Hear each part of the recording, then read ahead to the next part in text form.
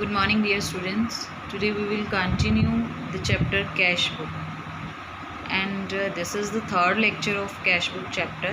In this lecture, we will discuss about the petty cash book, some points regarding bank overdraft, and some main points regarding more than one bank accounts. Clear? So first of all, we will discuss about bank overdraft.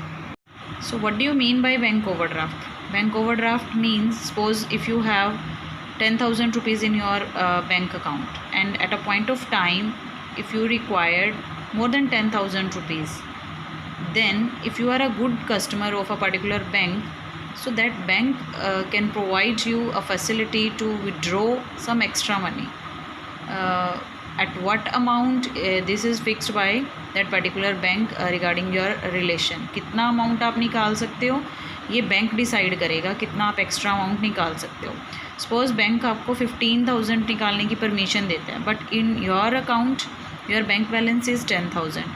So the extra amount which is withdrawn by you, that is known as bank overdraft. This is a type of loan which is given by that particular bank to you for a particular time period, and that amount is refundable by you after a specific time period with a lump sum amount of interest. आपको interest भी pay करना पड़ेगा.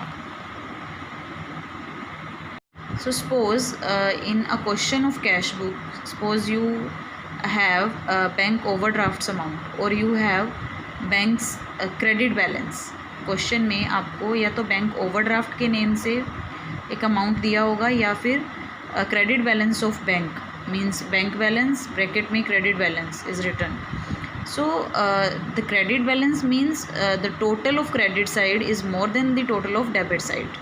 Clear? So credit balance is treated as a bank overdraft. If bank overdraft is given to you, credit balance of bank is given to you, then you have to write down, you have to start your question by writing by balance BD in cash book. So in cash book you have to write down by balance BD, because that credit balance you have to write down in the credit side of cash book. Clear? Next main point which you have to consider while preparing cash book is, suppose more than one bank balances are given to you. Clear? Suppose आपको PNB का balance भी given है and SBI का भी given है suppose. So in that condition we have to consider that, we have to assume that that business organization is dealing with two banks. दो bank में उनका account है. So you have to maintain two columns for bank in cash book regarding two different banks. Means आपको bank column के लिए two columns, जहाँ आप bank का पहले वन कॉलम बनाते थे वहाँ अब बैंक के लिए आप टू कॉलम्स बनाओगे. In first column you have to write down the name of that particular bank means PNB is column suppose, and in next column of bank you have to write down the bank's name means SBI. The same you have to done in credit side. आपको debit side में भी cash का column तो वैसे ही बनेगा, bank के लिए आपको दो कॉलम बनाने पड़ेंगे. ऐसे ही क्रेडिट के लिए भी आपको क्रेडिट साइड पे बैंक के लिए दो कॉलम बनाने पड़ेंगे. आपको बैंक का नेम राइट करना है, and the transaction which is related with the PNB you have to write down in PNB's column, and the transaction which is related to the SBI bank you have to write down in SBI's column. Means suppose receipt is there and that receipt is related with PNB, so you have to write down in receipt side debit side, and amount is entered in PNB's column. In the same form some payment is there and that payment is related with the suppose SBI's bank, so you have to write down in credit side in SBI's column. Clear? Next one and the most important topic is petty cash book. Petty cash book means, you can say in simple language, you can say to record small amount cash expenses. देखो एक बहुत बड़े business organisation में कई बार बहुत छोटे छोटे cash के एक्सपेंसेस होते हैं, और उन कैश एक्सपेंसेस को जो स्मॉल अमाउंट में है अगर हम मेन कैश बुक में राइट करते हैं और मेन कैशियर और हेड कैशियर राइट करता है, so it becomes his or her work very lengthy. उसका जो वर्क है वो बहुत बल्कि हो जाएगा, लेंथी हो जाएगा. ठीक है। तो वो मेन जो टारगेट्स है, मेन जो heavy amount, large amount transactions हैं, उन पे कॉन्सेंट्रेट नहीं कर पाएगा। So for this purpose that type of organisation can maintain petty cash book. One petty cashier is there, or you can say one employee is there, and that employee can handle along with your own work the work of petty cashier. कोई ज़रूरी नहीं है कि एक special पेटी cashier ही appoint करना है, ठीक है। मान लो अगर कोई और एम्प्लॉई है, कोई और काम कर रहा है, तो उसको साथ में पेटी कैशियर को डील करने के लिए भी अपॉइंट किया जा सकता है, उसको वो वाला काम भी साथ में दे सकते हैं। So petty cash book is maintained by petty cashier, and that petty cash book includes the small amounts of cash expenses only. Clear? So one main cashier is there, or you can say one owner is there. हो सकता है कि owner खुद ही जो है वो cash में deal करे, या हो सकता है अगर बिज़नेस का स्केल लार्ज है तो वो कैशियर को अपॉइंट कर सकते हैं। So one main cashier is there, one petty cashier is there, and some amount for a specific time period is provided by the main cashier to the petty cashier, and that petty cashier is responsible to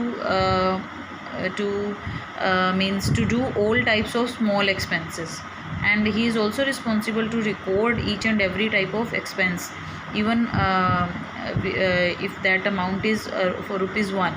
अगर ₹1 का भी transaction वो करता है, he or she is liable to record each and every type of that small expense in their petty cash book. Clear? So two systems are there regarding to record or maintain petty cash book. First one is simple system, and second one is impressed system. Simple system में क्या होगा, one main cashier is there or owner is there, and one petty cashier is there. So जो main cashier है, that provide lump sum amount to petty cashier for a specific time period. Clear? And petty cashier is responsible to do do all types of expenses, small amount expenses for that period, and if any amount is left with him or her, so that a person is liable to return that money to main cashier. Suppose main cashier ने petty cashier को 5,000 rupees दिए, ठीक है। Time period they can decide with your convenience, means 15 days के लिए भी हो सकता है, 1 मंथ के लिए भी हो सकता है, डेली बेसिस पे भी हो सकता है, 6 मंथ के लिए भी वो अमाउंट दिया जा सकता है। अब वो अमाउंट देना कितना है, that is decided by the owner और the main cashier by their past experiences, on the basis of their past experiences. तो मेन कैशियर या ओनर डिसाइड करेगा कि हमारे स्मॉल एक्सपेंसेस कितने अमाउंट के रहते हैं एक टाइम पीरियड के लिए, ठीक है। तो फिर वो अमाउंट उनको उस टाइम पीरियड के लिए मेन कैशियर या ओनर पेटी कैशियर को प्रोवाइड करवा देगा। सपोज़ वन मंथ के लिए उन्होंने डिसाइड किया है कि 1 मंथ के लिए एक्सपेंसेस जो है 5,000 रुपीज़ रहते हैं हमारे छोटे छोटे खर्चे, और वो 5,000 रुपीज़ मेन कैशियर ने पेटी कैशियर को eight the starting of the month provide करवा दिया। पेटी कैशियर ने वो सारे छोटे छोटे एक्सपेंसेस किए, उसको रिकॉर्ड किया। At the end of the month suppose he or she is having ₹1500, ठीक है, उसके पास बच गया 1500, so that amount will be refunded to main cashier by the petty cashier. तो वो पेटी कैशियर उस 1500 रुपये को, 1500 को मेन कैशियर को रिटर्न कर देगा, and for the next month he will receive the same amount for the next month, means 5,000। अगले महीने फिर उसको 5,000 मिल जाएंगे, जितना उसका खर्चा होगा वो करके बाकी जो रह जाएगा that is refunded to main cashier. ये होता है simple system. And the second method is imprest system, means two systems are there to record or to maintain petty cash book. So second one is impressed system. Impressed system में क्या होगा, one main cashier is there same and one petty cashier is also there. Suppose main cashier ने अपने past experience पे ये find out किया कि the small expenses for 1 month carried ₹5,000, ठीक है, उनके 5,000 रुपीज़ लगते हैं पेटी एक्सपेंसेस के लिए एक महीने में। So at the starting of the month main cashier provide 5,000 to petty cashier, उन्होंने 5,000 रुपीज़ दे दिए पेटी कैशियर को। अब पेटी कैशियर ने क्या किया, फुल मंथ उसमें से एक्सपेंसेस किया, क्लियर, और उसके पास at the end of the month suppose 1,500 जो है वो बच गया, जो खर्च नहीं हुआ। So at the end of the month वो अपने सारे एक्सपेंसेस का रिकॉर्ड मेन कैशियर को शो करेगा और रिमेनिंग बैलेंस भी शो करेगा। So at the starting of the month he will again receive ₹3500 only. 1500 उसके पास पहले से ही है लास्ट मंथ का, उसको 3500 और मिल जाएगा। So again he or she is having ₹5000 for the next month. Clear. अब नेक्स्ट मंथ फिर उसने एक्सपेंसेस किए, सपोज इस बार उसके 4000 के एक्सपेंसेस हो गए, 1000 जो हैं वो लेफ्ट है। सो ये शो करेगा मेन कैशियर को। मेन कैशियर 4000 एक्सपेंसेस हो गया, 1000 उसके पास है, तो मेन कैशियर उसको फिर से 4000 रुपीज़ दे देगा ताकि वो फिर से वही 5000 बन जाए फॉर द नेक्स्ट मंथ। ठीक है, तो ये सिस्टम कंटिन्यू होगा and that system is known as imprest system.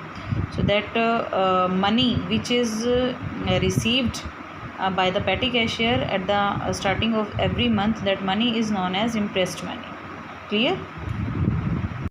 Now the matter of discussion is what are the main advantages of impressed system or to maintain petty cash book separately. So very first you can write reduce the workload of main cashier. अगर main cashier को ये small amount expenses routine में करने पड़े, record करना पड़े, so it will become very lethargic for that particular person. Main cashier का जो वर्कलोड है वो बहुत ज़्यादा इंक्रीज़ हो जाएगा, वो मेन कैश जो लार्ज अमाउंट और हैवी अमाउंट कैश ट्रांजैक्शंस हैं उन पे कंसंट्रेट नहीं कर पाएगा. So to reduce the workload of main cashier, this system will be adopted. In this system means a particular amount is given to a separate person, so that person is responsible for the small amount payments, and he or she is liable to record all things, all types of expenses in a separate book, and after a specific time period he or she is responsible to show all types of expenses to main cashier. अब main cashier ने क्या करना है, he has to write only a lump sum amounts expense in their main cash book. वो क्या करेगा कि suppose 3500 के एक्सपेंसेस हुए, पैटी कैशियर ने 3500 के एक्सपेंसेस किए, सो ही or she means the main cashier record only 35,000 expenses for one time. वो एक सिर्फ 3500 के एक्सपेंसेस को शो कर देगा कि बाय पैटी एक्सपेंसेस. क्लियर कि ये पैटी एक्सपेंसेस हैं, और उन पैटी एक्सपेंसेस की अगर किसी ने डिटेल देखनी है then main cashier and the petty cashier can show their petty cash book. Clear. तो उसका जो वर्कलोड है मेन कैशियर का वो रिड्यूस हो जाएगा. ही or she can concentrate on a very large amount of cash amount receipts or payment amounts. Clear. Next you can say the advantage of petty cash book is to control over mistakes. Clear. अब एक ही person है, main cashier is there and he is responsible to record each and everything regarding small amounts or large amount. So there will be some chances of mistakes, or you can say fraud also. ठीक है, वो एक बंदे के हाथ में ही है सारे एक्सपेंसेस करना, सारी कैश. ठीक है, तो वहाँ पे वो छोटे छोटे एक्सपेंसेस में फ्रॉड भी कर सकता है, और अगर वो ऑनेस्टली काम कर भी रहा है तो वहाँ मिस्टेक होने के चांसेस भी रहते हैं. सो अगर आप पेटी कैश सिस्टम अडॉप्ट करते हो, इम्पल्स सिस्टम अडॉप्ट करते हो, so it will reduce this types of mistakes और fraud chances. Clear. Next you can write control over petty expenses. ठीक है, अब अगर पेटी कैशियर के 1 मंथ के एक्सपेंसेस 3500 हुए, क्लियर, नेक्स्ट मंथ में सपोज उसने 4000 के एक्सपेंसेस कर दिए, so for that 500 extra expenses only that petty cashier is responsible. Petty cashier is answerable for that extra amount of 500 regarding to the main cashier as well as owner. वो person responsible होगा, वो petty cashier responsible होगा, उसको बताना पड़ेगा कि वो 500 के expenses extra इस month में क्यों हुए हैं, किसी चीज़ के रेट इंक्रीज़ हो गए हैं उस वजह से हुए हैं, या कोई और रीज़न रहा है, तो वो पर्सन उसको क्लियर करेगा. So you can say that it will control that organisations पेटी एक्सपेंसेस पे कंट्रोल रहेगा. Okay. Next topic is types of petty cash book. So two systems are there. So according to that system, two types of petty cash books are there. Very first is simple petty cash book, and second one you can say that analytical type of petty cash book. So in simple petty cash book means you have to record all types of receipts in debit side and all types of payments in credit side as usually. जैसे आप पहले करते आए हो, सारी receipts के लिए debit side होंगी, सारी पेमेंट्स के लिए क्रेडिट साइड होगी. So the amount which is received by the petty cashier at the starting of the month और a particular time period, that is written in the debit side or receipt side. Okay, this is the specimen form, or you can say format of simple petty cash book. In the very first column, the amount which is received by the petty cashier from the main cashier, that is written in the very first column. LF, next column is LF. LF means the page number of ledger account, ledger book you have to write down. Next is cash book folio. Cash book folio means ये amount cash book में जिस page number पे write होगा, that page number you have to write down in cash book folio. Next is for date, date you have to write down date of transaction or date of receiving amount you have to write down here. And the next columns are for credit side, means particulars you have to write down the head of the expenses in this column. Then again LF, because this is credit side, so same columns are there. LF means ledger folio you have to write down here. And voucher number, next column is for voucher number. So in voucher number you have to write down the evidence number, means suppose उस person ने जो patty cashier है उसने कहीं से fruits purchase किए हैं, ठीक है, या स्टेशनरी परचेज़ की है, तो उस स्टेशनरी वाले से या फ्रूट वाले से जो भी उसने एक रफ़ स्लिप ली है, सपोज़ फ्रूट वाला तो आपको रफ़ स्लिप नहीं देगा, तो स्टेशनरी वालों ने जो रफ़ स्लिप दी है या नहीं भी दी, for that amount that petty cashier is responsible to maintain one voucher. हर एक ऑर्गेनाइजेशन में एक वाउचर होता है, तो उस वाउचर में उसको वो अमाउंट राइट करना होगा कि उसने फ्रूट वाले को कितना पेमेंट किया है या स्टेशनरी वाले को कितना पेमेंट किया है. तो जो वाउचर उस पर उसने वो एक्सपेंसेस लिखे हैं, दैट वाउचर्स नंबर ही is responsible to write down here. Next column is for amount. Clear? So this is the simple and specimen, or you can say format of simple petty cash book. This is a format of petty cash book, simple petty cash book. The amount which is received by the petty cashier at the starting of the month is 5,000 according to the question 11, and you have to write down 5,000 amount in amount received column. Then date by date you have to write down the head of expense in the particulars column. Suppose on 1st of April he received that amount of 5,000 by a check, so you have to write down to bank account, because that amount is received by the petty cashier on the very starting date of the month on 1st of April. 1st of April को petty cashier को 5,000 rupees receive हुआ है, so only that transaction you have to write down by writing to bank account, क्योंकि वो आपका debit side को show कर रहा है. No particular column is there for debit side, so you have to write down in credit side to bank account, क्योंकि आपने to word लिख दिया है तो वो डेबिट को ही रिप्रेजेंट करेगा. So after then you have to write down all types of expenses by writing by word, by postage, by telephone expenses, by cartage, by postage, जितने भी एक्सपेंसेस आपने किए हैं you have to write down the date, then the head of that expense, and if voucher number is there then you have to write down in voucher numbers column. Then amount you have to write down in bank amount column.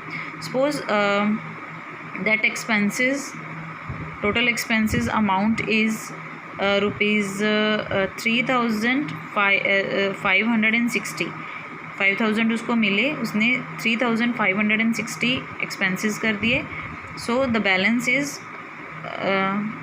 so at the end of the month, if that petty cashier has done all types of expenses, then he conclude, means वो total करेगा, conclude करेगा कि कितने amount expenses हुए हैं.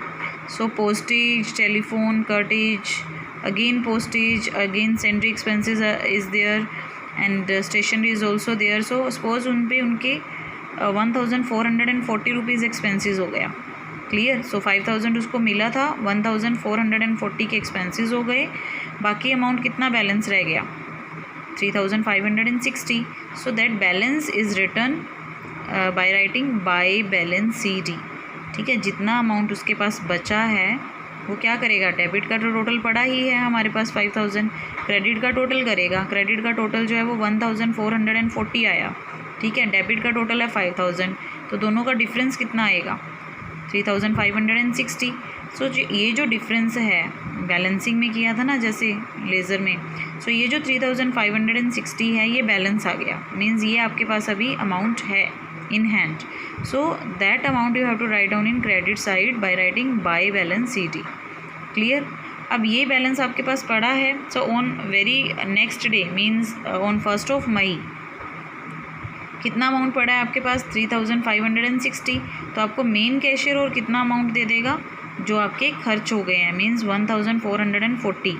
तो आप next month क्या लिखोगे, the same balance which you have carried down on 30th of April you have to brought down on 1st of May. क्या लिखोगे वहाँ पे, to balance brought down BD on 1st of May. कितना balance पीछे से लेकर आए हो, लास्ट मंथ का कितना बैलेंस है 3560, and again you are receiving on the very starting day of the month, that is amount 1440, और ये अमाउंट आपको बैंक से मिला है, then you have to write down to bank account. अगर आपको कैश में मिला है so you have to write down to cash account. And the second type of petty cash book is analytical type of petty cash book. Clear. So in this type of petty cash book very first column is for receipts, means the amount which is received by the petty cashier, and then next column is for date, you have to write down the date of transaction here. Then voucher number is there, you have to write down the voucher number, means ये expenses आपने किस evidence के base पे किए हैं, that evidence, that voucher number you have to write down here. Then next column is for particular, you have to write down all types of particular, all heads of that particular expense or receipts in this column. Next column is for total payment. ठीक है, आपने conveyance पे कितना total payment किया है 50, then cartage पे 250. Clear. By cartage you have to write down ₹250 here. By postage आपने 500 के एक्सपेंसेस किए हैं। Then this column of total payment you have to means expend in a separate column, means conveyance. First column is first expenses regarding conveyance. So in total payment you have to write down ₹50, and then in conveyance column you have to write down ₹50. Clear. Next, cartage account is there. So on cartage you have paid ₹250, so you have to maintain one separate column for cartage here, and you have to write down 250 again here. So जितने भी expenses आपने किए हैं उन सारे expenses के column आपको separately दोबारा से यहाँ बनाने पड़ेंगे। जो simple type of cash book था उसमें ऐसा नहीं था, उसमें सिर्फ एक ही कॉलम होता था, ये चीज़ एक्सपेंडेड फॉर्म में नहीं थी। क्लियर।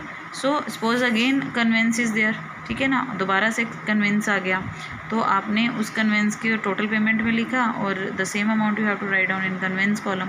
तो इससे आपको ये पता चल जाता है कि within the time period of 1 month और specified time period means what is the total amount regarding conveyance. आपने कन्वेंस पे फुल मंथ में या एक स्पेसिफिक टाइम पीरियड में कितना खर्चा किया है, you can easily find out by using this column. In the same form cartage भी आपने फुल ईयर में फुल मंथ में, सपोज जनवरी का मंथ चल रहा है, so regarding January month what is the amount which is paid as cartage, as stationery, as postage, तो आपको यहाँ से टोटल पता चल जाते हैं।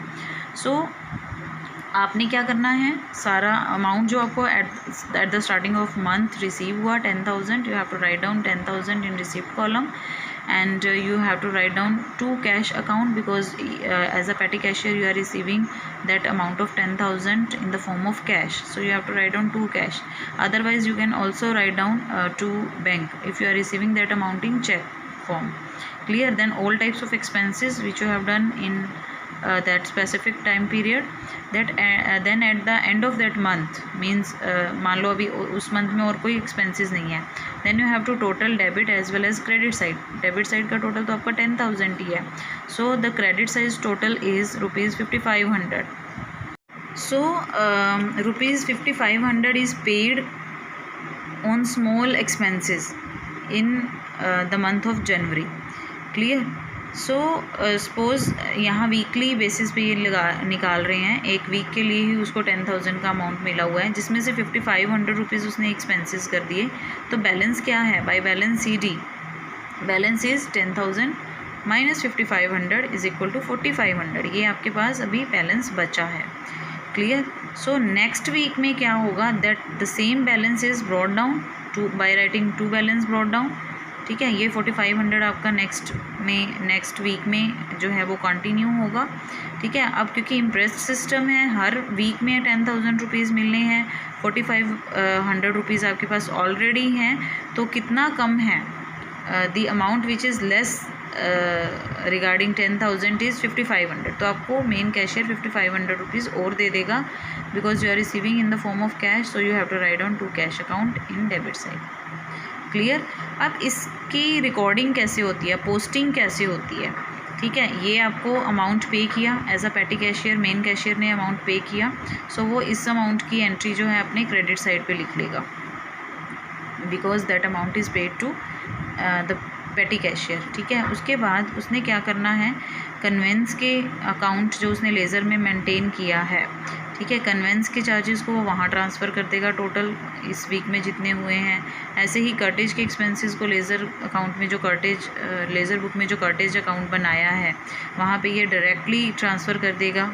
ठीक है, बाय पेटी कैश बुक करके कि पेटी कैश बुक के थ्रू आए हैं। Now the question is at the end of the week or a particular time period or a month, how you have to post that amount of petty cash book in the main cash book।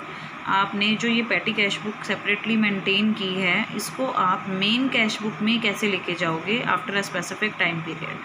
Clear? तो जैसे ही 10,000 rupees main cashier ने पेटी cashier को दिए, clear, पेटी cashier ने उसको कहाँ लिख दिए? रिसीविंग साइड पे, but that amount is paid by the main cashier. तो मेन कैशियर की मेन कैश बुक में से वो अमाउंट तो चला गया, so that main cashier record that amount of 10,000 bye writing bye petty cash account, क्योंकि उसकी कैश बुक में से तो जा रहे हैं ना 10,000 रुपीज़, तो वो क्रेडिट साइड पे रिकॉर्ड करेगा। और वो कहाँ गए हैं 10,000? पेटी कैश में गए हैं, so he has to write down by petty cash account. Clear? और जितने भी एक्सपेंसेस हुए हैं, कन्वेंस के हैं, कार्टेज के हैं, पोस्टेज के हैं, टेलीफोन के हैं, उस टाइम पीरियड में, चाहे वो 1 वीक का टाइम पीरियड है, 1 मंथ का टाइम पीरियड है, जो भी पेटी कैश रिगार्डिंग एक्सपेंसेस हैं, that expenses is recorded by the main cashier by passing 1 journal entry.